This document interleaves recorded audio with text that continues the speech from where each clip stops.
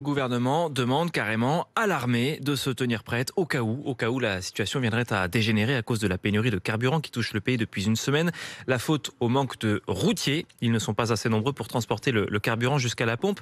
Écoutez, quelle est la situation là-bas au Royaume-Uni avec Alexandra Sirgan et Benjamin Smadja pour RMC. Des files d'attente de plusieurs centaines de mètres devant les stations-service et des automobilistes qui perdent leur sang-froid. Retournez au bout de la queue, vous êtes là depuis 5 minutes à peine. Ce n'est pas très britannique de s'énerver, mais quand il y a une crise, on n'est plus très british. Ça fait depuis 5 heures ce matin que je suis à la recherche d'essence.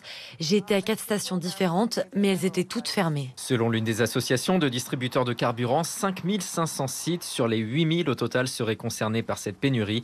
Parmi les professions mises à mal, les chauffeurs de taxi. Beaucoup de mes clients sont des soignants. Je suis contraint de les appeler pour leur dire que cette semaine, ils vont devoir s'arranger autrement. Cette pénurie d'essence est en partie due au Brexit et au manque de chauffeurs routiers étrangers pour venir ravitailler les stations essence. Autre raison, les centres d'examen pour former de nouveaux chauffeurs ont été fermés plusieurs mois pendant les confinements. Face à cette situation, le ministre britannique de l'Environnement appelle au calme. S'il y a pénurie aujourd'hui, c'est parce que les gens achètent trop de carburant. Il faut que tout le monde remplisse sa voiture comme il le ferait habituellement. Et pour pallier le manque de conducteurs, le gouvernement vient d'accorder plus de 10 000 visas de travail de 3 mois aux travailleurs étrangers.